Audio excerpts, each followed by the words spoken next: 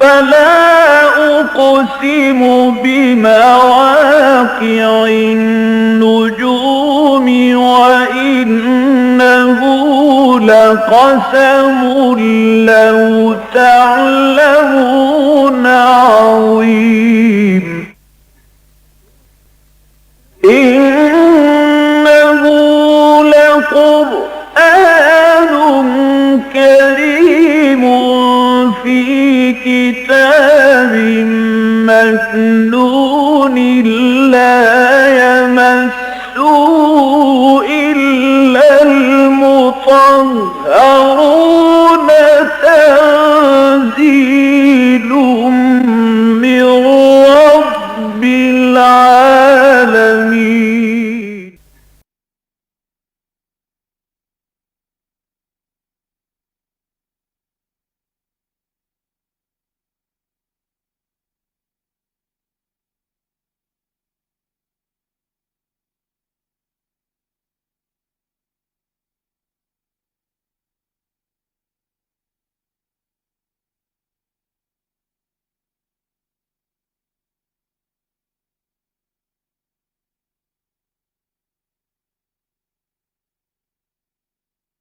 اما بعد فاعوذ باللہ من الشیطان الرجیم بسم اللہ الرحمن الرحیم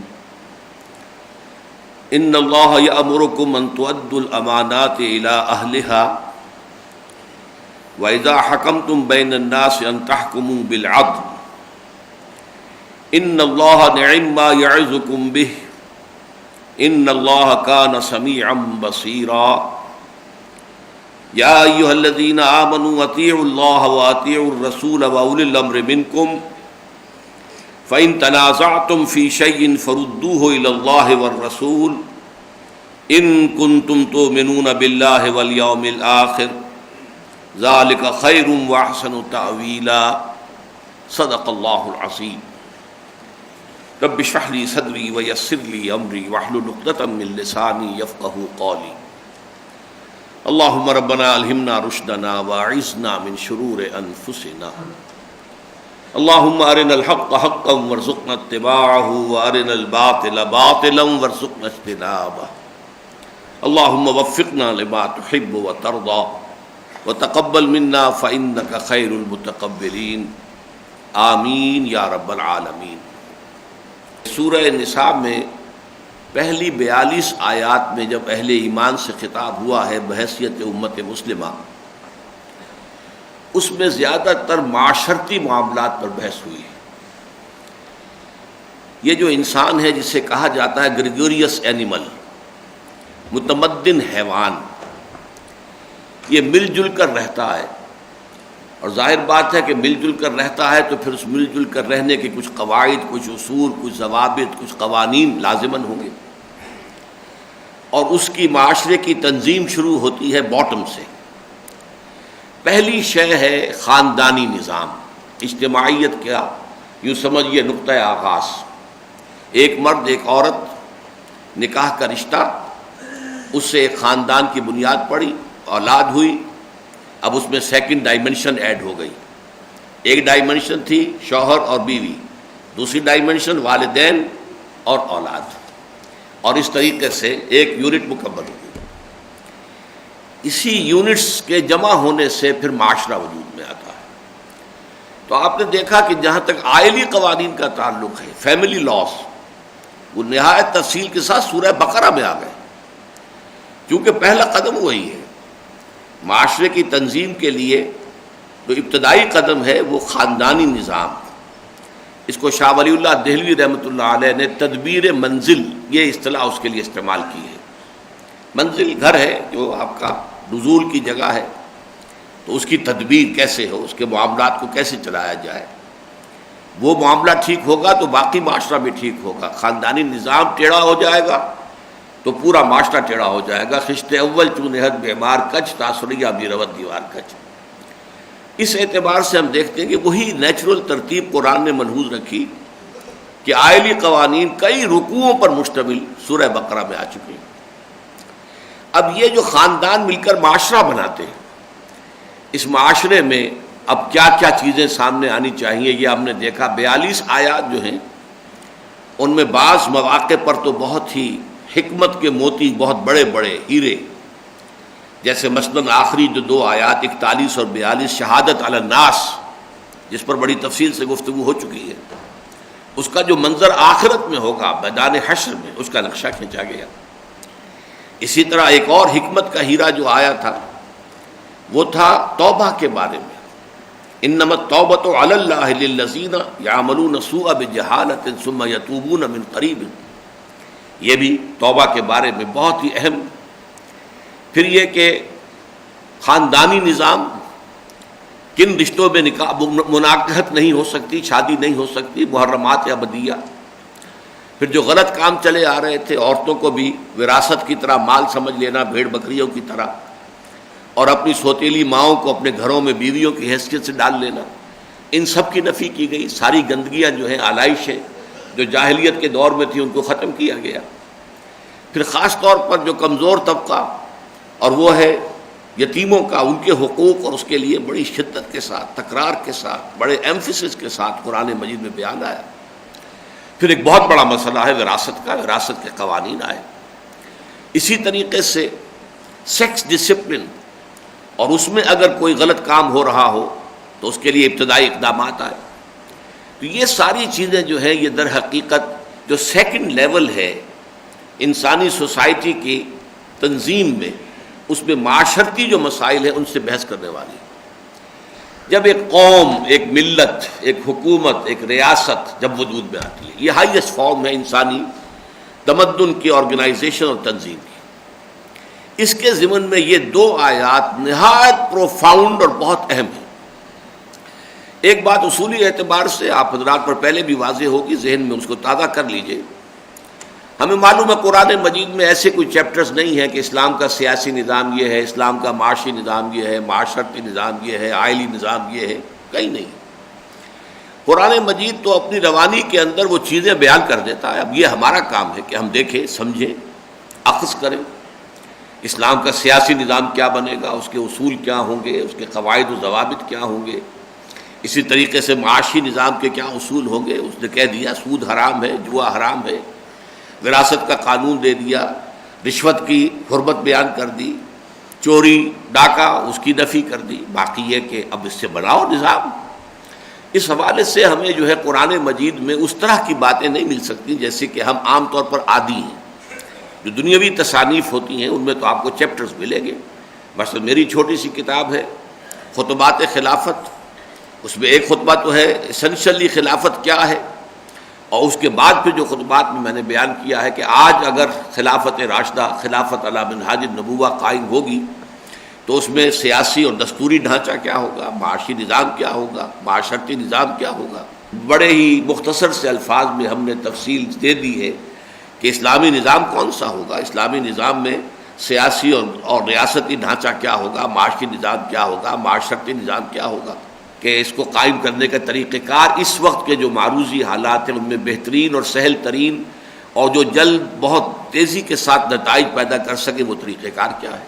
بہرحال یہ جو لیول ہے ریاست کی سطح پر، اس کے ضمن میں نوٹ کیجئے کہ ایک اصول تو وہ ہے کہ جو مکی صورتوں ہی میں دے دیا گیا، وہ سورہ شورا، اور وہ مکی دور کی بھی درمیانی دور کی صورتوں میں سے ہے، آخری دور کی نہیں، درمیانی دور کی صورتوں میں سے ہے۔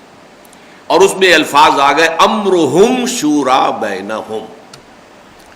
مسلمانوں کی چاہے جماعتی زندگی ہو اور چاہے معاشرتی سیاسی زندگی ہو، اس کا اصل الاصول کیا ہے؟ اس میں کوئی اتھارٹیرینزم نہیں ہوگا، اس میں یہ نہیں ہوگا کہ کوئی شخص کہے کہ میرا اختیار مطلق ہے، میں جو چاہوں گا۔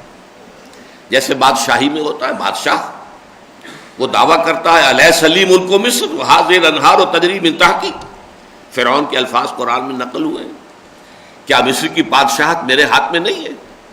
اور کیا یہ سارا آبپاشی کا نظام میرے کنٹرول میں نہیں ہے؟ جسے چاہوں پانی دوں، جس کا چاہوں موگا بند کر دوں، یہ میرا اختیار مطلق ہے۔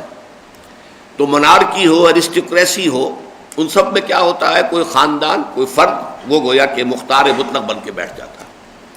لیکن اس کے برعکس آج سے 1400 برس قبل، جبکہ ابھی مغرب تو جمہوریت کے نام سے بھی واقف نہیں تھا، وہاں بدترین جو ہے ملوکیت چل رہی تھی. ملوکیت بھی کیسی؟ ڈیوائن رائٹس آف کنگز کے دعوے کے ساتھ. یہ تو آج سے 250 برس ہوئے ہیں صرف، جب فرانس میں انقلاب برپا ہوا اور جمہوریت نام کی کوئی چڑیا جو ہے وہ ویسٹ کے ہاتھ میں آئی ہے. ورنہ اس سے پہلے کیا تھا؟ انقلاب فرانس سے پہلے بادشاہی اور بدترین بادشاہی. ایک طرف بادشاہی بدترین، دوسری طرف پوپ شاہی، پوپ کا اختیار. وہ گویا کہ وہ تو بادشاہوں سے بھی اوپر تھا، وہ تو پورے یورپ کے اوپر حکمران تھا. اس کا حکم جو ہے وہ آخری شے تھی جس سے کوئی بادشاہ بھی سرتابی نہیں کر سکتا تھا. وہ پہلی بغاوت کرنے والا پوپ سے برطانیہ تھا، جس نے اپنا چرچ علیحدہ بنا لیا پوپ سے آزاد کر کے. Anglican church, church of England کے، وہ آزاد ہو گیا. پروٹیسٹنٹ، پہلا پروٹیسٹنٹ جو ہے ملک وہ برطانیہ تھا. بہرحال اس وقت سوچئے آج سے 1400 برس قبل جو اصل الاصول دیا گیا، امرہم شورا بینہم، ان کے معاملات باہمی مشاورت سے طے ہوتے ہیں. اور اس کی حضور صلی اللہ علیہ وسلم نے ایسی ایسی مثالیں پیش کی ہیں. آپ نبی تھے، اس کے باوجود آپ اپنے ساتھیوں سے مشورہ کرتے تھے. بلکہ یہاں تک سورہ آل عمران میں حکم دیا گیا کہ جن لوگوں نے کوتاہی کی ہے، جن سے تقصیر ظاہر ہوئی ہے، جنہوں نے کسی لغزش کا جو ہے وہ مظاہرہ کیا، آپ ان کو بھی اپنی مشاورت سے خارج نہ کیجیے. فَبِمَا رَحْمَةٍ مِّنَ اللَّهِ لِنتَ لَهُمْ وَلَوْ كُنتَ فَظًّا غَلِيظَ الْقَلْبِ لَانفَضُّوا مِنْ حَوْلِكَ فَاعْفُ عَنْهُمْ وَشَاوِرْهُمْ فِي الْأَمْرِ، ان کے ساتھ مشاورت کیجیے، ان کو بھی کانفیڈنس میں دیجیے، ان کی بھی رائے لیجیے. اور آپ نے دیکھا بہت سے مواقع پر حضور نے اپنی رائے کو پیچھے ڈال دیا. یہ دوسری بات ہے کہ جو جدید جمہوریت ہے وہ وہاں نہیں تھی. وہاں کوئی فیصلہ کاؤنٹنگ آف ووٹ سے نہیں ہوا. پوری سیرت کے اندر جو ہے یہ نہیں ہوا کہ ادھر زیادہ ہے تو یہ بات حق ہو گئی، ادھر کم ہے تو یہ بات غلط ہو گئی. نہیں، ہو سکتا ہے کہ کم لوگ جو ہیں ان کی رائے زیادہ صحیح ہو، زیادہ صائب ہو. بندوں کو گنا کرتے ہیں، تولا نہیں کرتے والی بات غلط ہے. بحث گنتی سے تو نہیں ہوتا. کہ از مغز دو صد خر فکر انسان نمی آیا، اقبال کہتے ہیں کہ 200 گدھے جمع کر لو گے تو ان کے دماغوں سے ایک انسان کا دماغ تو وجود میں نہیں آئے گا. اسی اعتبار سے وہ کاؤنٹنگ والا معاملہ نہیں ہے. اور اختیار حضور کے ہاتھ میں تھا. مشورہ آپ لیتے تھے، لیکن مشورہ قبول کریں نہ کریں یہ آپ کے اختیار میں تھا. لیکن بعض مواقع پر آپ نے اپنی رائے کو پس پش ڈالا ہے. غزوہ بدر میں ہوا ہے، صحابہ کرام نے جہاں حضور نے کیمپ لگوا دیا تھا، بعض حضرات نے ڈرتے ڈرتے جھجکتے حضور سے آ کے عرض کیا، حضور اگر تو یہ وحی کے روح سے آپ نے فیصلہ کیا تو سر آنکھوں پر، اور اگر آپ کی ذاتی رائے ہے اور آپ ہمیں کچھ کہنے کی اجازت دیں تو ہم کچھ عرض کرنا چاہتے ہیں. فرمایا عرض کرو، فرماؤ، کہو. فرمایا ہمارے نزدیک یہ جگہ کیمپ کے لیے مناسب نہیں، وہ جگہ ہے. اب ظاہر بات ہے حضور نے تو پہلے کوئی جنگ لڑی نہیں تھی. اب جنگی تدابیر سے تو آپ واقف نہیں تھے، تجربہ آپ کا نہیں تھا. آپ نے اپنے ان ساتھیوں کی رائے مانگا، اٹھاؤ کھاڑو یہاں سے کہنے وہاں لگا دو. یہی غزوہ احد میں ہوا.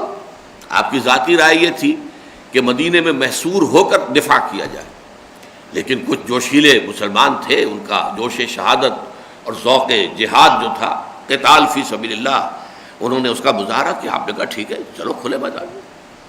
تو یہ ہے کہ امرہم شورا، ایک فضا پیدا رہنی چاہیے کہ نبی ہونے کے باوجود اپنے ساتھیوں سے مشورہ کر رہے ہیں، اور ان ساتھیوں سے بھی مشورہ کرنے کا حکم دیا جا رہا ہے کہ جن سے کوتاہی سرزد ہوئی ہے.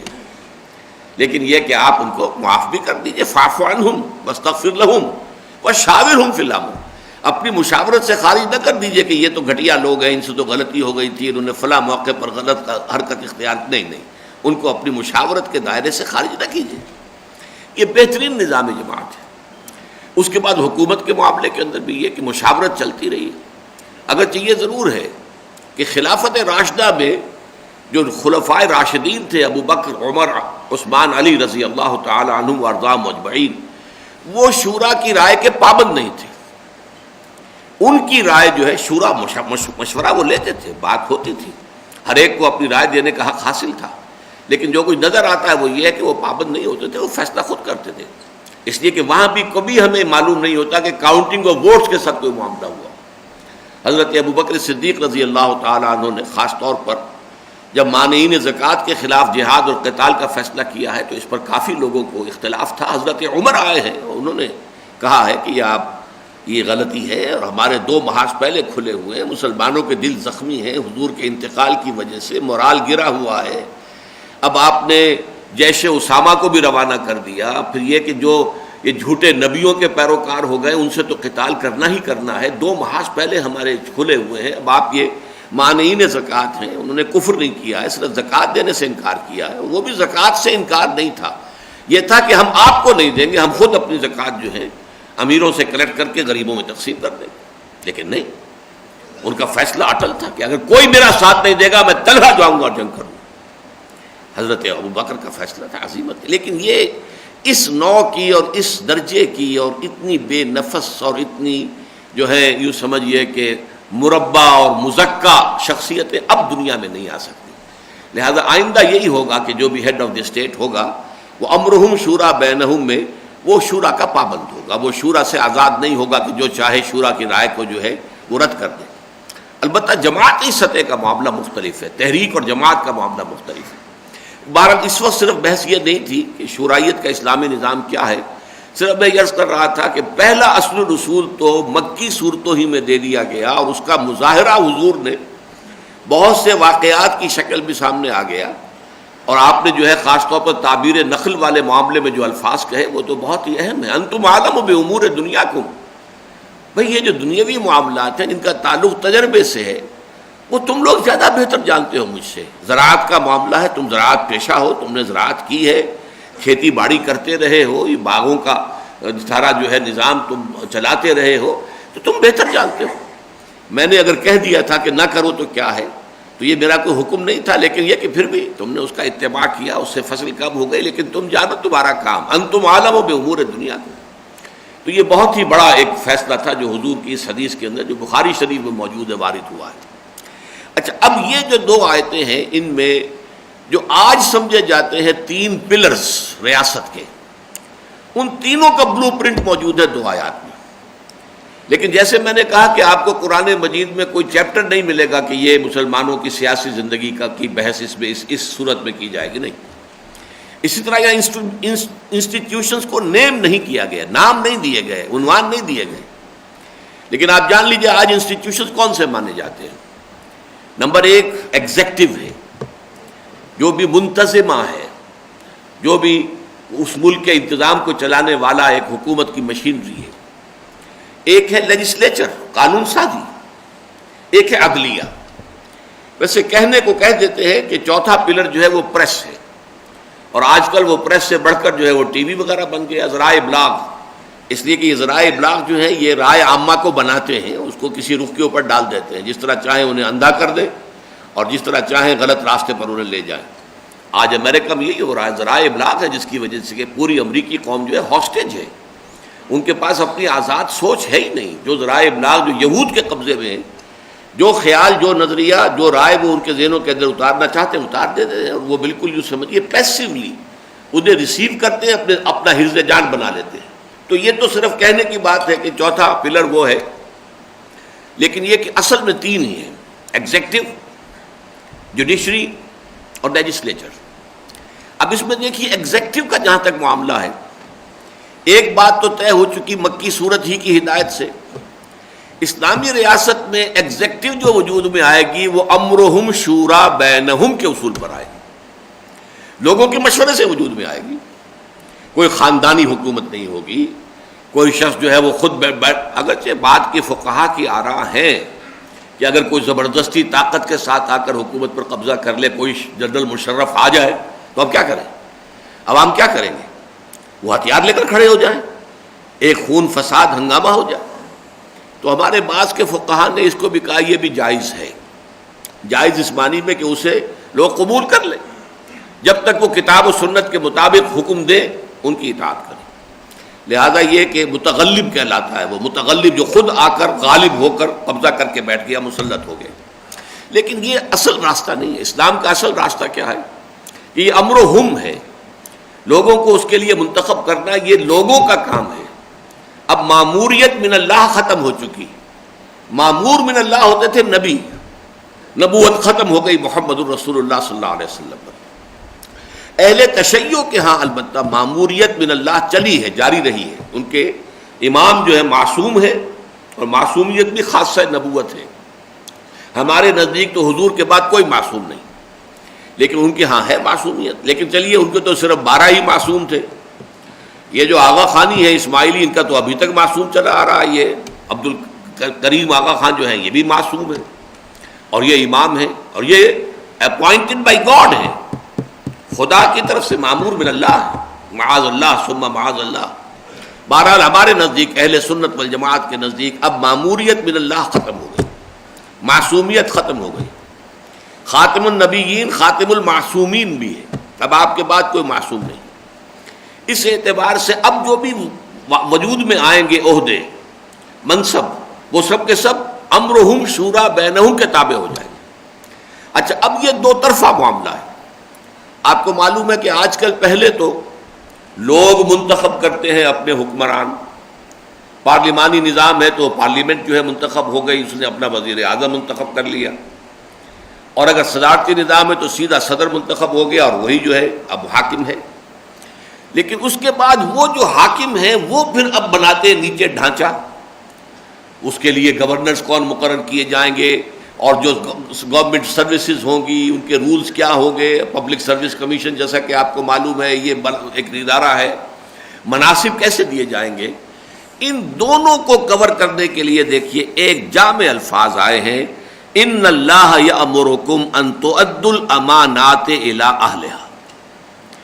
یقیناً اللہ ہے مسلمانوں تمہیں حکم دیتا ہے کہ امانتیں ان کے اہل لوگوں کے سپرد کرو. اب یہ ٹو سائیڈڈ سمجھیے.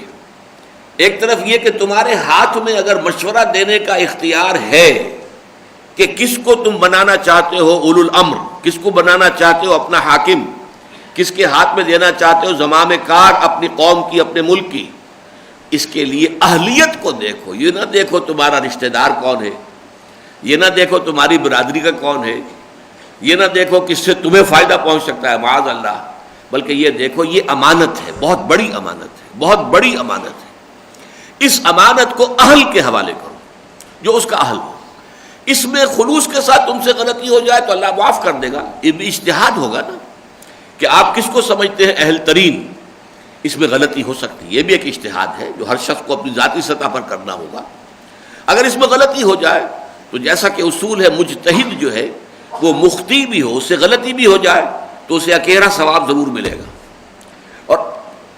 اور اگر مجتہد جو ہے وہ مصیب ہو، صحیح رائے تک پہنچ گیا تو دوہرا ثواب ملے گا. اس اعتبار سے غلطی ہو سکتی ہے. لیکن آدمی جب سوچے تو یہ آج کل جو لفظ ہے ووٹ، رائے، اب دیکھیے یہ ایک طرح کا مشورہ ہے جو لیا جا رہا ہے. اور یہی لفظ حدیث میں آیا ہے: المستشار مؤتمن. جس سے مشورہ لیا جاتا ہے اسے امین بنایا گیا، اس کے پاس ایک امانت ہے. وہ جو ووٹ دے رہا ہے ایک امانت دے رہا ہے وہ. لیکن ان تؤدوا الامانات الی اہلہا، جو اہل ہوں، بہترین ہوں، اس کے لیے باصلاحیت ہوں، دیانت دار ہوں. تم سمجھو کہ واقعتاً وہ لوگ جو ہیں ملک اور قوم اور امت اور ملت کی خدمت کریں گے، ان کو چنو. اور نمبر 2 یہی پروسیس آئے گا اب جسے آپ نے اوپر چن لیا ہے.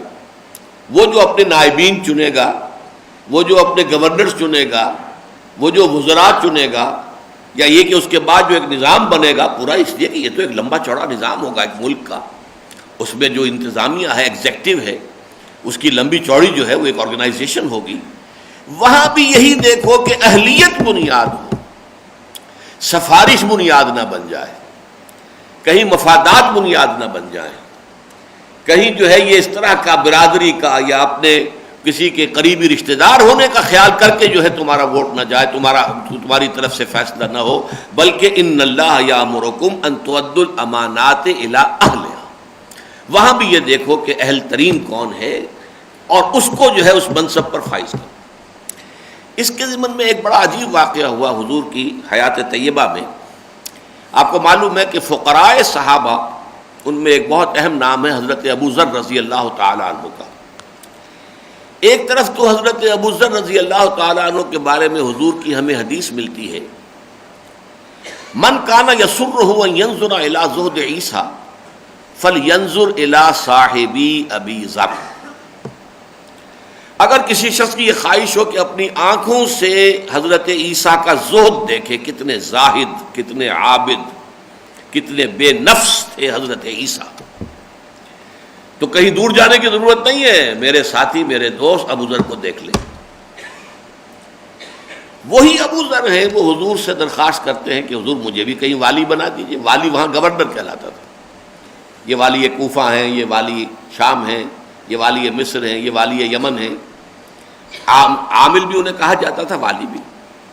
تو حضرت ابو ذر نے بھی درخواست کی کہ آپ نے فلاں فلاں کو یہ عہدے دیے ہیں، ذمہ داریاں دی ہیں، تو آپ مجھے بھی کہیں والی مقرر کر دیجئے، کہیں عامل بنا دیجئے۔ لیکن حضور کا جواب حضرت ابو ذر کے لیے بہت ہی غیر متوقع، بہت غیر متوقع، اور یہ مسلم شریف کی روایت ہے، معمولی روایت نہیں۔ یا ابا ذر، اے ابو ذر، انک ضعیف، تم کمزور ہو، وَإِنَّهَا أَمَانَةٌ، اور یہ عہدہ جو ہے یہ ایک امانت ہے، وَإِنَّهَا يَوْمَ الْقِيَامَةِ خِزْيٌ وَنَدَامَةٌ، اور قیامت کے دن یہ عہدے جو ہیں یہ رسوائی اور ندامت کا سبب بن جائے،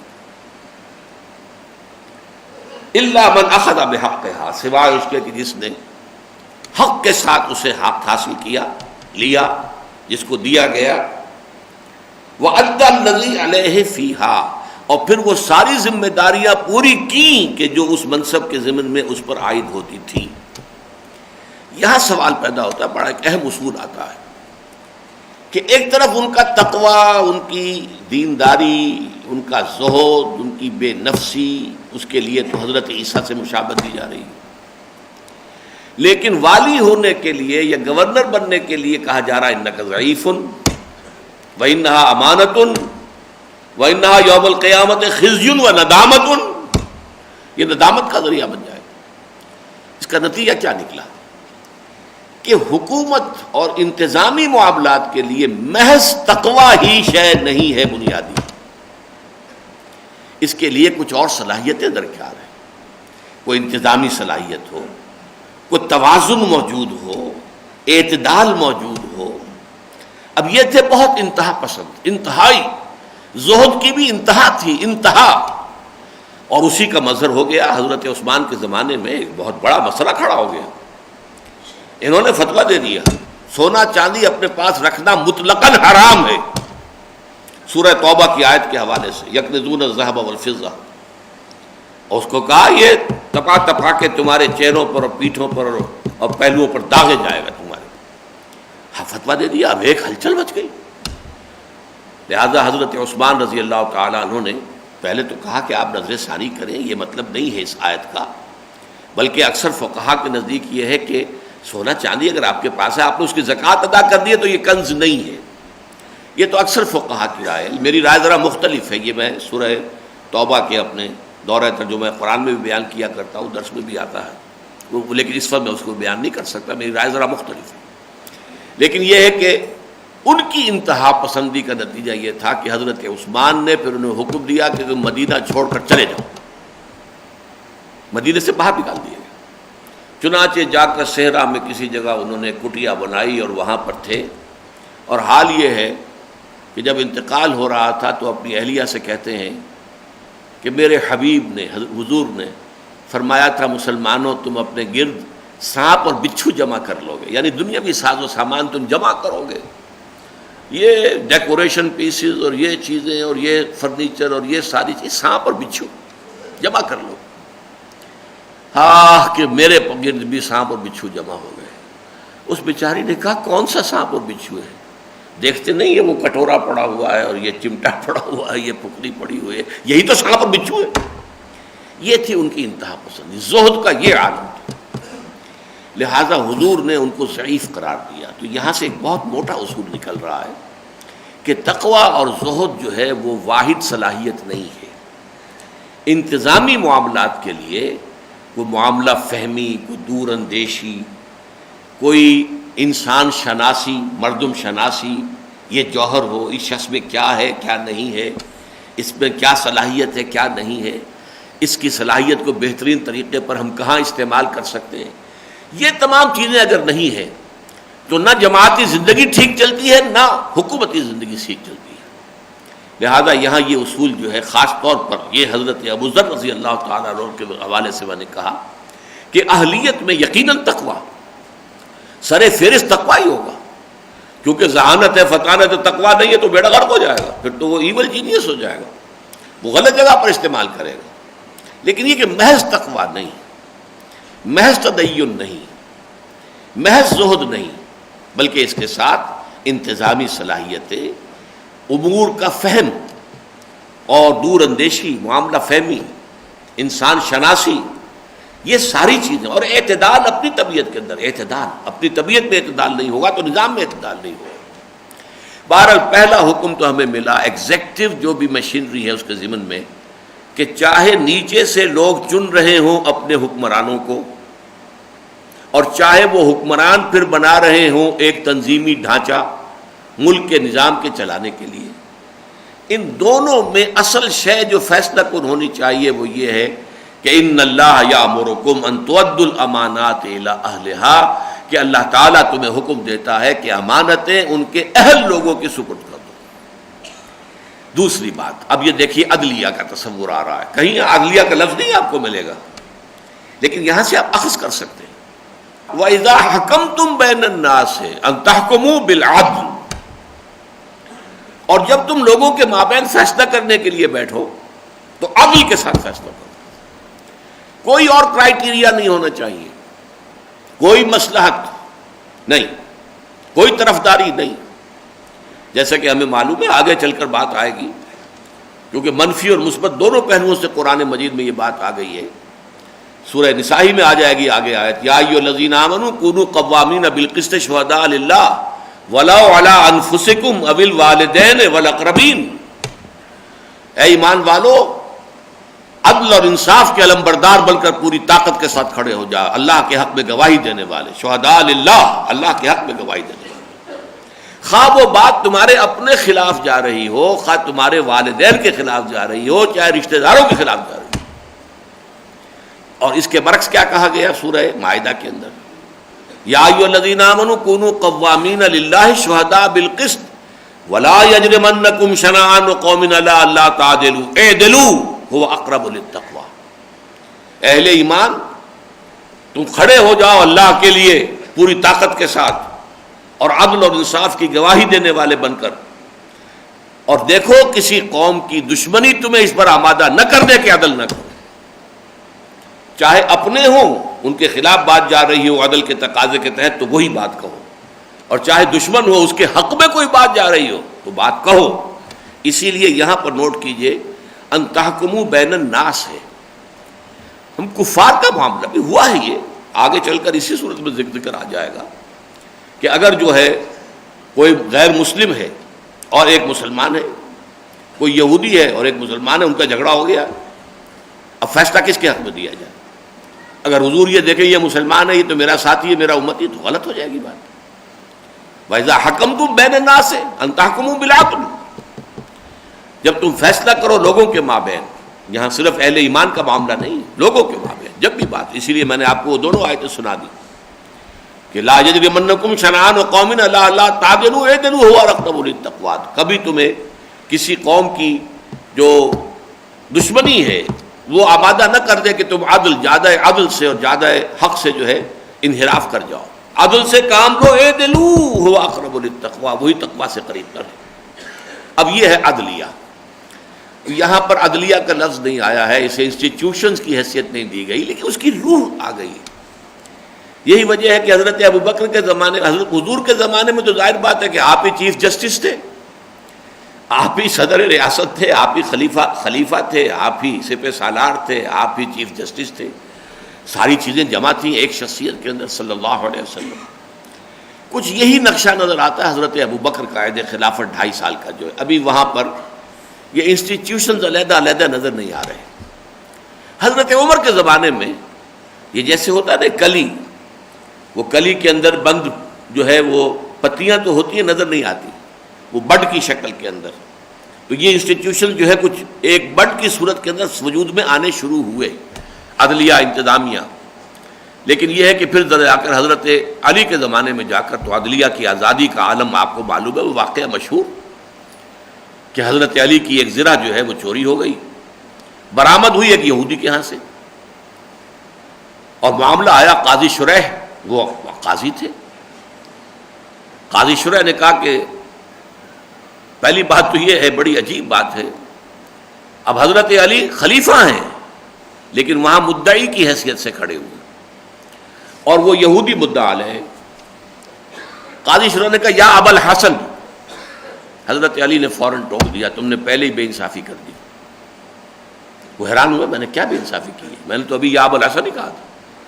فرمایا دیکھو کسی شخص کو اس کے نام کی بجائے کنیت سے پکارنا اعزاز ہوتا ہے، اکرام ہوتا ہے، تمہیں کہنا چاہیے یا علی۔ اس وقت میں ایک فریق مقدمہ کی حیثیت سے یہاں کھڑا ہوں، میں ایک صاحب اعزاز و اکرام شخصیت کی حیثیت سے نہیں، لہذا یہی غلطی ہے۔ اس کے بعد کہا انہوں نے کہ آپ کے پاس گواہ ہیں جو بتا سکیں کہ یہ جو زرہ ہے واقعی آپ کی ہے؟ کہا میرا یہ بیٹا حسن موجود ہے اور میرا غلام ہے، نام میں بھول رہا ہوں۔ کہا نہیں، گواہی جو ہے بیٹے کی اور غلام کی قبول نہیں ہو سکتی، کوئی اور گواہ ہے تو پیش کیجیے۔ فرمایا اور تو کوئی نہیں، مقدمہ خارج۔ کس کا؟ خلیفۃ المسلمین امیر المومنین علی ابن ابی طالب، ان کا مقدمہ خارج۔ اور وہ یہودی اس پر ایمان لے آیا، اس نے کہا واقعتاً یہ چوری ہی کی ہے اور یہ میرے پاس ایک چور ہی نے لا کر فروخت کی تھی، اور وہ ایمان لے آیا۔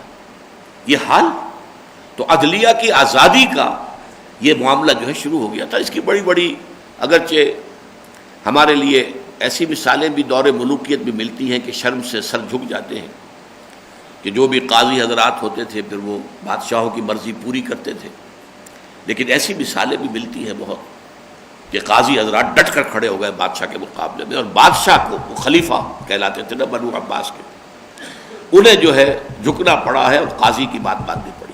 ایسی مثالیں بعد کے دور میں بھی، برے دور میں بھی قائم ہیں، ہمارے پاس موجود ہیں۔ بہرحال یہ دو باتیں آ گئیں، ایگزیکٹو اور جوڈیشری۔ وَإِذَا حَكَمْتُمْ بَيْنَ النَّاسِ تَحْكُمُوا بِالْعَدْلِ إِنَّ اللَّهَ نِعِمَّ مَا يَعِظُكُمْ بِهِ۔ یہ بہت ہی اچھی باتیں ہیں جس کی کہ تمہارا رب تمہیں، اللہ تمہیں نصیحت کر رہا ہے۔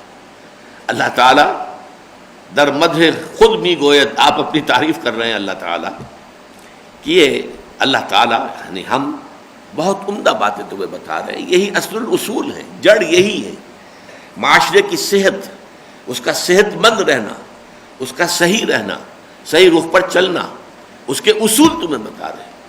بعد میں زمانہ آئے گا یہ انسٹیٹیوشن میں ڈھل جائیں گے یہ اصول، لیکن اصل اصول یہ ہے۔ ان اللہ کان سمیعا بصیرا، یقیناً اللہ تعالیٰ سب کچھ سننے والا اور سب کچھ دیکھنے والا ہے، اس کا علم ہر شے کو محیط ہے۔ اب تیسری چیز ہے قانون سازی۔ یہ سب سے ٹرکی پوزیشن ہے۔ ظاہر بات ہے کہ قانون سازی کے ہمارے دو منبع تو مستقل ہیں، قرآن اور سنت، کتاب اللہ اور سنت رسول صلی اللہ علیہ وسلم۔ لیکن اب ظاہر بات ہے جب نظام بن گیا، ایک حاکم آپ ہی نے منتخب کیا تھا، وہ آپ کا صدر ہے، یا ایک پارلیمنٹ ہے آپ ہی نے منتخب کی تھی، وہ کوئی قانون بناتی ہے، کوئی اجتہاد کرتی ہے، آپ کی رائے یہ ہے کہ یہ غلط ہے، یہ شریعت کے خلاف ہے، انہوں نے اپنی رائے میں شریعت کے تقاضوں کو پورا کیا ہے، اجتہاد کیا ہے، سمجھا ہے کہ صحیح ہے، جھگڑا ہو گیا کہ نہیں؟ کون طے کریں گے، کیسے طے کریں گے؟ تو یہ آیت اگرچہ ایک اعتبار سے تشنا ہے، اور اس کی تشنگی کی وجہ میں بیان کر چکا ہوں۔ انسٹیٹیوشنز ابھی ڈیولپ ہوئے ہی نہیں تھے، ایمبریونک سٹیجز میں بھی نہیں تھے، ابھی تو صرف اصول دیے جا رہے ہیں، اس کے لیے ادارے وجود میں نہیں آئے، لیکن یہ کہ اصول کیا ہے؟ فرمایا یا ایھا الذین آمنوا اطیعوا اللہ واطیعوا الرسول واولی الامر منکم، اہل ایمان اطاعت کرو اللہ کی اور اطاعت کرو اس کے رسول کی، اور اپنے میں سے صاحب امر، صاحب اختیار لوگوں کی۔ اب یہاں بڑا ایک لطیف نکتہ ہے، نوٹ کیجئے، اس آیت کی دو اور کنسٹرکشنز ہو سکتی تھی۔ ایک تو یہ کہ اطیعوا ایک ہی مرتبہ آتا، یا ایھا الذین آمنوا اطیعوا اللہ والرسول واولی الامر منکم، اطیعوا بریکٹ کے باہر آ گیا اور بریکٹ کے اندر تینوں جو ہیں ضرب کھا رہے ہیں، تینوں برابر ہو جائیں گے، اس لیے کہ اطیعوا علیحدہ آیا ہے تو اطیعوا اللہ و اطیعوا الرسول و اطیعوا اولي الامر منکم شمار ہو جائے گا۔ اور یہ بھی ہو سکتا تھا کہ اطیعوا کو تیسری مرتبہ بھی تکرار کر کے لاتے، اطیعوا اللہ و اطیعوا الرسول و اطیعوا اولي الامر منکم، لیکن نہیں، یہ کنسٹرکشن کیوں اختیار کی گئی؟ تاکہ واضح ہو جائے کہ دو اطاعتیں مستقل ہیں، اٹل ہیں۔ اگرچہ اصولی اعتبار سے اور گہرائی میں جائیں گے تو اطاعت ایک ہی ہے، صرف اللہ کی، ان الحکم الا للہ۔ رسول کے پاس بھی ڈیلیگیٹڈ اتھارٹی ہے، اپنی ذاتی نہیں ہے۔ محمد ابن عبداللہ کی حیثیت سے آپ کو اختیار حاصل نہیں ہے، محمد الرسول اللہ کی حیثیت سے اختیار حاصل ہے۔ اور اس سورہ مبارکہ میں آگے جو بحث آئے گی وہ اطاعت رسول ہی پر ہے بہت زیادہ، اس سے زیادہ ایمفیسائز نہیں کیا گیا قرآن مجید میں کسی اور مقام پر رسول کی اطاعت کی اہمیت کو۔ لیکن یہاں کیا کیا گیا کہ اطیعوا اللہ و اطیعوا الرسول، اس سے معلوم ہوا مستقل اطاعتیں دو ہی ہیں، اللہ اور اس کے رسول کی، اور تیسری اطاعت جو ہے تابع ہے، یعنی اولو الامر کی اطاعت ہوگی اللہ اور اس کے رسول کی اطاعت کے تابع۔ وہ یہ نہیں کہہ سکتے ہمیں اختیار ہے، ہم حکم دے رہے ہیں، ہم بھی مطاع ہے، اللہ نے ہمیں بھی مطاع قرار دیا ہے، ہماری اطاعت کرنی پڑی، نہیں۔ اللہ اور اس کے رسول کے احکام کے دائرے کے اندر اندر حکم دو گے، سر آنکھوں پر، تجاوز کرو گے تو لا سمع ولا طاعۃ، نہ سنیں گے نہ اطاعت کریں گے۔ یہ ہے در حقیقت اس کنسٹرکشن کا جو نتیجہ نکلتا ہے، اطیعوا اللہ و اطیعوا الرسول و اولی الامر منکم۔ وَإِذَا تَنَازَعْتُمْ فِي شَيْءٍ فَإِن تَنَازَعْتُمْ فِي شَيْءٍ فَرُدُّوهُ إِلَى اللَّهِ وَالرَّسُولِ۔ پھر اگر تمہارا تنازع ہو جائے، جھگڑا ہو جائے، تنازع نزع کہتے ہیں کھینچنے کو، اگر کھینچا جائے، نزع کہتے ہیں ٹھوکا لگانے کو، غین کے ساتھ نقطہ لگ جائے گا تو نزع، اور نزع کھینچنا، یہ ایک دوسرے کی ضد ہے، تم بھی کھینچ رہے ہو وہ بھی کھینچ رہے ہیں، ٹگ آف وار ہے۔ پارلیمنٹ کہتی ہے یہ ٹھیک ہے، یہ شریعت کے دائرے کے اندر ہے، ہم نے سوچ بچار کر کے قانون بنایا۔ میں کہتا ہوں ایک شہری کی حیثیت سے نہیں، تم نے شریعت سے تجاوز کیا، اب کیا کریں؟ فَإِن تَنَازَعْتُمْ فِي شَيْءٍ فَرُدُّوهُ إِلَى اللَّهِ وَالرَّسُولِ، تو لوٹا دو اسے اللہ اور اس کے رسول کی جانب۔ اللہ اور اس کا مطلب کیا ہے؟ مستقل اطاعت تو اللہ اور اس کے رسول کی ہے، اولو الامر کی اطاعت جو ہے وہ مستقل نہیں ہے، وہ تابع ہے اللہ اور اس کے رسول کی اطاعت کے۔ اسی لیے فرمایا گیا لا طاعت لمخلوق فی معصیت الخالق، مخلوق میں سے کسی کی اطاعت نہیں کی جائے گی جس سے کہ خالق کی معصیت لازم آ رہی ہے۔ اللہ تعالیٰ کی معصیت اگر ہو رہی ہے تو کسی مخلوق کی اطاعت نہیں کی جائے گی، چاہے وہ والد ہو، والدہ ہو، حاکم ہو، استاد ہو، پیر ہو، مرشد ہو، کسے باشا۔ اب یہاں پر جو بات سمجھیے، تشنگی جس کو میں نے کہا، اگرچہ بڑی جسارت ہے، میں قرآن مجید کی ایک آیت کے بارے میں کہہ رہا ہوں کہ تشنگی ہے۔ تشنگی یہ ہے کہ کس کے پاس جائیں اس فیصلے کے لیے۔ اب ہمارے مفسرین نے لکھا ہے کہ اگر تو حضور موجود ہے تو حضور سے پوچھ لو جا کر، تو بالکل سادہ سی بات ہے۔ فرض کیجئے کہ حضور نے کوئی مہم بھیجی ہے، اس کے ایک امیر بنایا ہے اور باقی جو ہیں 15 20 100 200 اس کے مامورین ہیں۔ اب مامورین اور امیر میں کوئی جھگڑا ہو جاتا ہے تو آئیں گے، لوٹیں گے، حضور سے پوچھ لیں گے، بات ختم ہوئی۔ یا جیسے غزوہ احزاب کے موقع پر ہوا تھا، غزوہ بنی قریظہ کے موقع پر کچھ لوگوں نے سمجھا حضور نے کہا کہ نماز مغرب نہ پڑھنا یا عصر، مجھے میں بھول رہا ہوں کون سی نماز کا ذکر تھا، جب تک کہ وہاں پہنچ نہ جاؤ بنو قریظہ کے دیار میں۔ اب وہ جو درمیان میں بعض لوگوں کو ایسا محسوس ہوا کہ نماز تمہاری قضا ہو جائے گی، تو انہوں نے کہا حضور کے حکم کی علت اور حکمت کو سمجھو کہ انہوں نے جلدی آنے کی تاکید کے لیے یہ فرمایا، ورنہ یہ کہ ہم خامخواہ جو ہے اپنی نماز جو ہے ضائع کر لیں وہ ٹھیک نہیں۔ انہوں نے نماز پڑھ لی، بعد نے کہا نہیں ہم نہیں، حضور نے فرمایا تھا نماز مت پڑھنا جب تک وہاں نہ پہنچو، تو نماز ضائع ہوتی ہے یا قضا ہوتی ہے، ہو حضور کا حکم جو ہے وہ فائق رہے گا۔ انہوں نے نہیں پڑھی، جب حضور کے سامنے معاملہ رکھا گیا حضور نے کہا دونوں نے ٹھیک کیا، دونوں نے اجتہاد کیا، نیک نیتی سے فیصلہ کیا، دونوں نے ٹھیک کیا۔ لیکن یہ کہ پوچھ تو حضور سے لیا نا، فیصلہ ہو گیا، ختم ہو گیا، اس کے بعد کیا کیا جائے؟ تو ہمارے مفسرین لکھتے ہیں کہ پھر یہ کہ جو امت کے فقہا، علماء مفتی حضرات جو جاننے والے ہیں ان سے رجوع کیا جائے گا. وہ بتائیں گے کہ آیا یہ شریعت کے دائرے کے اندر ہے یا نہیں ہے. یہ بات وزنی ہے.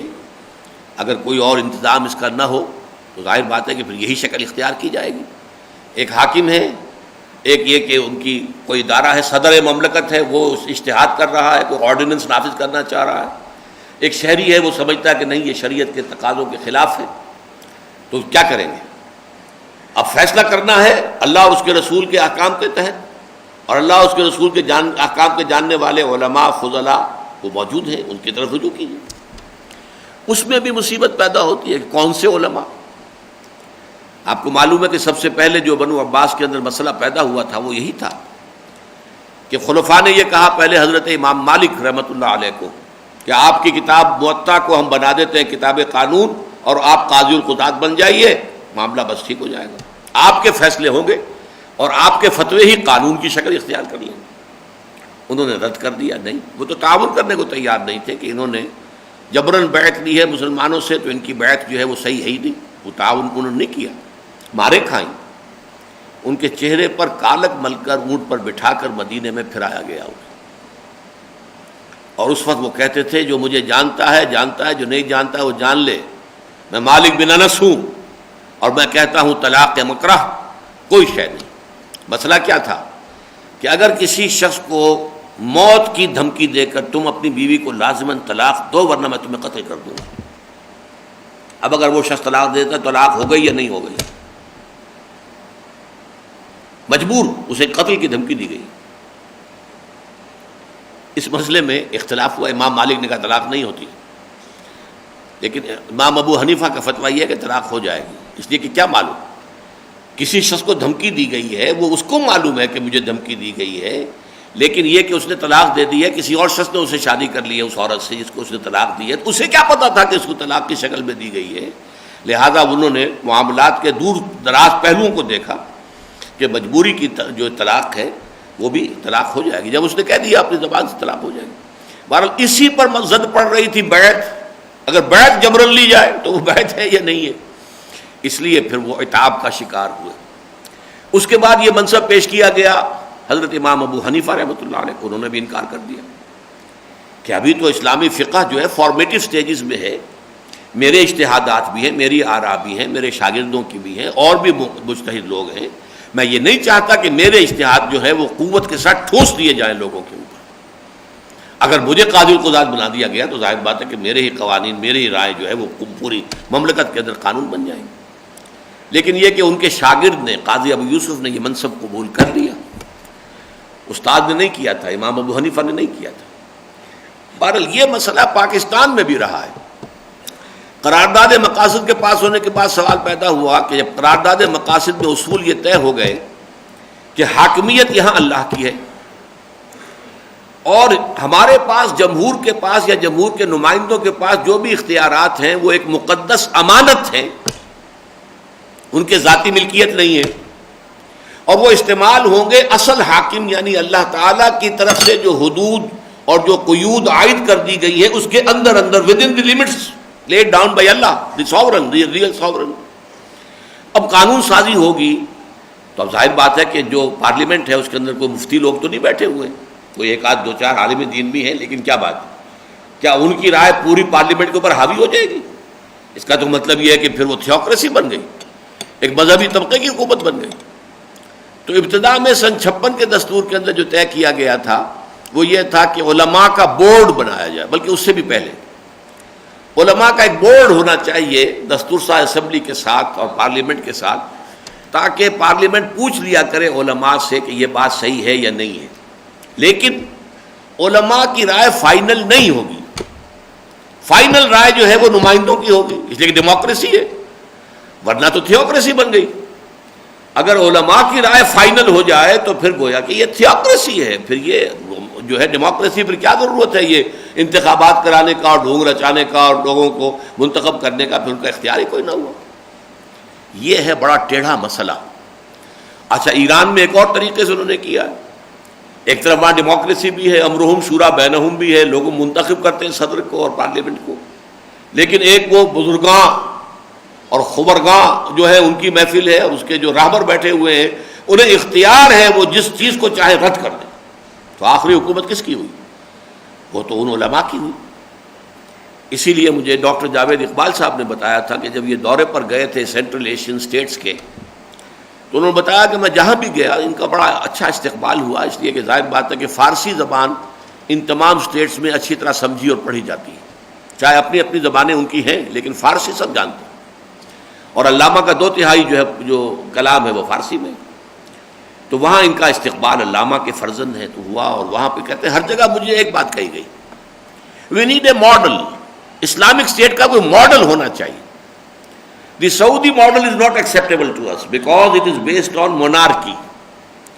سعودی جو مثال ہے وہ تو بادشاہت کی ہے، وہ تو ہمارے لیے ایکسیپٹیبل نہیں ہے. In the same way, Iranian model is also not acceptable to us. It is based on theocracy. اسی طرح ایران کا جو ماڈل ہے وہ بھی ہمارے لیے قابل قبول نہیں ہے، اس لیے کہ اس کی بنیاد جو ہے وہ تھیوکریسی پر ہے. تو ایک ماڈل اسٹیٹ. اور یہ میری کتاب جو ہے خطبات خلافت میں بھی یہ فیصلہ جوڈیشری کرے گی. جوڈیشری جو ہے وہ ایک ایسا پلیٹ فارم ہے جہاں ہر بات کو اس کے میرٹ کے اوپر اس کی بال کی کھال اتار کر فیصلے ہوتے ہیں. وہاں علماء بھی آ سکتے ہیں، وہاں جو جورس کنسلٹس جو ہوتے ہیں وہ بھی آ سکتے ہیں، دانشور بھی آ سکتے ہیں، جو چاہیں نا دلیلیں دیں. عدالت کے اندر آ کر ایس ایم ظفر صاحب نے کہا کہ بینکنگ کا جو سود ہے یہ ربا نہیں ہے، حرام نہیں ہے، دلائل دیے اپنے انہوں نے. اسی طرح خالد اسحاق صاحب کراچی سے ہیں، انہوں نے بھی یہی کہا، انہوں نے دلائل دیے. علماء بھی گئے، انہوں نے بھی دلائل دیے، عدالت نے فیصلہ کر دیا. تو اصل میں ماڈرن جو اسٹیٹ کرافٹ ہے، اس کو یہ لفظ ذرا غور سے سمجھ لیجیے، اسٹیٹ کرافٹ کا لفظ میں نے استعمال کیا. جیسے ایئر کرافٹ. اب ایئر کرافٹ جو ہے وہ کتنی بڑی مشینری ہے اس کے اندر ہیں، کیا کیا پیچیدہ پرزے ہیں، میرے اور آپ کے لیے تو اس کا تصور کرنا ممکن نہیں ہوگا. ایک دیو ہیکل شے جو ہے 500 آدمیوں کو سوار لے کر اور پتہ نہیں کتنے ٹن اور سامان لے کر ہوا میں تیر رہی ہے اور جا رہی ہے. 747 چلا جا رہا ہے، اڑا رہا ہے. اسی طرح آپ کہتے ہیں اسپیس کرافٹ، وہ چیز جو اسپیس میں جا رہی ہے. بالکل اسی طریقے سے اسٹیٹ کرافٹ یہ ایک سائنس ہے، اب political science. State craft, state کے پرزے کون سے ہوتے ہیں، اس کے مین جو ہے وہ پلرز کون سے ہیں. اس میں ایگزیکٹو ہے، جوڈیشری ہے، اور اس میں پھر لیجسلیچر ہے. تو یہ ساری چیزیں جو اسپیس کرافٹ کی طرح پر ایک اسٹیٹ کرافٹ کی شکل میں بنی ہے، ان میں یہ ہے کہ جوڈیشری کسٹوڈین ہوتی ہے کانسٹیٹیوشن کی. کانسٹیٹیوشن میں یہ لکھا ہو، جو ہمارے بھی کانسٹیٹیوشن میں موجود ہے، دفعہ 227، no legislation can be made repugnant to the book of Allah and the Sunnah of the profit صلی اللہ علیہ وسلم، لکھا ہوا ہے. لیکن اسے کاؤنسل آف اسلامک آئیڈیالوجی کے ساتھ باندھ کر نتھی کر دیا گیا کہ کاؤنسل آف اسلامک آئیڈیالوجی اس میں رائے دیتی رہے گی، تبصرے کرتی رہے گی، جائزے لیتی رہے گی، اور اس کے بعد جو ہے بس آگے کہیں ذکر نہیں ان کی سفارشات کا کیا حشر ہوگا، مانی جائیں گی نہیں مانی جائیں گی، کیا ہوگا، کچھ نہیں. لہذا کروڑوں روپیہ خرچ ہوا ہے کاؤنسل آف اسلامک آئیڈیالوجی پر. ان کی سفارشات کی فائلوں سے الماریاں بھر گئی ہیں، وزارت قانون کی بھی اور وزارت مالیات کی بھی، تمام وزارتوں کی. ایک نتیجہ زیرو.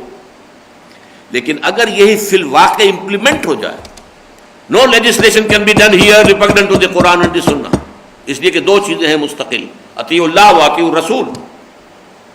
اولی الامر منکم تیسرے نمبر پر ہے، تابع ہے. اور یہ کہ کوئی شے ان کی، کوئی اقدام ان کا، کوئی آرڈیننس ان کا، کوئی فیصلہ ان کا، کوئی قانون جو انہوں نے بنایا ہے، آیا وہ کتاب و سنت کے منافی ہے یا نہیں، جوڈیشری کرے گی. اسی لیے میں نے ہمیشہ کہا کہ بہت صحیح سمت میں قدم اٹھایا تھا ضیاء الحق صاحب نے جب انہوں نے فیڈرل شریعت کورٹ قائم کیا.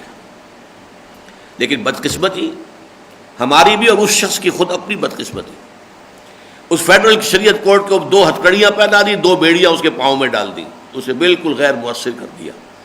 جیسے دفعہ 227 جو ہے وہ غیر مؤثر، اسے نتھی کر دیا گیا کاؤنسل آف اسلامک آئیڈیالوجی کے ساتھ. ایسے ہی فیڈرل شریعت کورٹ غیر مؤثر، دستور پاکستان تمہارے دائرہ کار سے خارج، جوڈیشل پروسیجرل لاز تمہارے دائرہ قانون سے خارج، مسلم فیملی لاز تمہارے دائرہ قانون سے خارج، مالیاتی تمام قوانین بھی 10 سال تک تمہارے دائرہ کار سے خارج. وہ 10 سال کی مدت پوری ہو گئی تو وہ ایک ہتھکڑی کھل گئی تو فیڈرل شریعت کورٹ نے جو ہے فیصلہ دے دیا کہ بینک انٹرسٹ، کمرشل انٹرسٹ بھی ربا ہے اور حرام ہے، لیکن اس کا بھی جو حشر ہوا ہے 10 سال تو ہو چکے، 11 سال، اس کی امپلیمنٹیشن کی کوئی نوبت ابھی تک نہیں آئی، نیت نہیں، ارادہ نہیں۔ بہرحال یہ طریقہ ہے، اللہ اور اس کے رسول کی اطاعت ہے مستقل، اور اولو الامر جو بھی ہو، اولو الامر جو ہے تھانے دار بھی ہے، اولو الامر ڈپٹی کمشنر بھی ہے ایک دائرے کے اندر، اولو الامر جو ہے کمشنر بھی ہے، اولو الامر جو ہے کوئی صوبے کا وزیر اعظم بھی ہے، گورنر بھی ہے، پھر ٹاپ کے اوپر وزیر اعظم بھی ہے یا صدر بھی ہے، کوئی بھی ہو اولو الامر، ان سب کی اطاعت جو ہے وہ تابع ہے اللہ اس کے رسول کی اطاعت کے، اور اگر کہیں اختلاف ہو جائے تو فیصلہ جو ہے اللہ اس کے رسول کے احکام کی روشنی میں جوڈیشری کرے گی، کیونکہ یہاں پر اس کا تذکرہ موجود نہیں ہے۔ اور اس کی وجہ کیا ہے، میں آپ سے عرض کر چکا ہوں شروع میں کہ چونکہ یہ انسٹیٹیوشنز ابھی ڈیولپڈ نہیں تھے، موجود نہیں تھے، یہ انسٹیٹیوشن تو ابھی چند 100 برس ہوئے ہیں کہ نوع انسانی نے بڑی چھلانگ لگائی ہے، اور اسٹیٹ کرافٹ جو ہے واقعتاً وہ اب ایک بہت بڑی سائنس، پولیٹیکل سائنس بن کر سامنے آئی ہے، اور اس کے ذریعے سے جو ہے ان امور پر فیصلے ہوتے ہیں اور طے کیے جاتے ہیں۔ اب 2 نظام ہیں دنیا کے اندر، یا پارلیمانی نظام ہے اور یا صدارتی نظام ہے۔ صدارتی نظام اسلام کی روح کے قریب تر ہے اور معقول تر ہے، زیادہ لاجیکل ہے، زیادہ صحیح ہے۔ اس میں یہ مسئلہ ہی نہیں آتا کہ اختیارات کی تقسیم کیسے ہو، صدر کے پاس زیادہ اختیار ہو یا وزیر اعظم کے پاس ہو۔ ہوتا کیا ہے، یا وزیر اعظم بھی آل ان آل ہو گیا، اور صدر جو ہے وہ فضل الہی صاحب جو ہوتے تھے ان کو رہا کرو کے ادارے جو ہیں وہ لکھے جاتے تھے اسلام آباد میں اور راول پنڈی میں، چودھری فضل الہی کو رہا کرو، اور یا پھر یہ ہے کہ وہ صدر جو ہے وہ ضیاء الحق صاحب ہو گئے، انہوں نے جب چاہا جنیجو صاحب کو اٹھا کے پھینک دیا۔ یہ اصل میں اس میں کوئی ایکویشن ہونی ممکن ہی نہیں، اصل شے وہی ہے کہ صدارتی نظام ہو، اور صدارتی نظام کے ساتھ یہ اصول چلے، اور اللہ اور اس کے رسول کی اطاعت جو ہے وہ تو مستقل، باقی جتنے بھی چیزیں ہیں وہ اس کے تابع ہوں گی، اور اس کا فیصلہ کہ آیا یہ اس دائرے کے اندر ہے یا نہیں جوڈیشری کرے گی۔ فَإِن تَنَازَعْتُمْ فِي شَيْءٍ فَرُدُّوهُ إِلَى اللَّهِ وَالرَّسُولِ إِن كُنتُمْ تُؤْمِنُونَ بِاللَّهِ وَالْيَوْمِ الْآخِرِ، اگر تم واقعتاً ایمان رکھتے ہو اللہ پر اور یوم آخر پر، تو یہ طریقہ کار اختیار کرنا تمہارے لیے لازم ہے، درست ہے۔ ذَلِكَ خَيْرٌ، یہی بہتر ہے، بہت عمدہ ہے، صحیح ہے۔ وَأَحْسَنُ تَأْوِيلًا، اور نتیجہ کے کار کے اعتبار سے یہی بہترین ہے، نتیجے اسی کے بہترین نکلیں گے کہ اللہ اور اس کے رسول کی اطاعت کو مستقل اور دائم سمجھا جائے، اور باقی جو نظام بھی تمہارا بنے اس کے اندر جو بھی اولو الامر ہیں وہ ان کی اطاعت جو ہے اللہ اور اس کے رسول کی اطاعت کے تابع ہو، اور جہاں اختلاف ہو جائے وہ فیصلہ عدلیہ کے حوالے کر دیا جائے، اور جوڈیشری فیصلہ کر لے کہ آیا اس معاملے میں شریعت کی حدود سے تجاوز ہوا ہے یا نہیں۔ اس طرح آپ نے دیکھا کہ ان 2 آیتوں میں جو ماڈرن اسٹیٹ کرافٹ کے 3 پلرز شمار ہوتے ہیں، ایگزیکٹو انتظامیہ، جوڈیشری عدلیہ، اور پھر لیجسلیچر، ان کے حدود کیا ہیں، اس میں اصل اصول کیا ہونے چاہیے، کیا چیزیں مد نظر رکھی جانی چاہیے، ان سب پر یہ 2 آیتیں بہت ہی جامع ہیں۔ بارک اللہ لی ولکم فی القرآن العظیم ونفعنی وإیاکم بالآیات والذکر الحکیم۔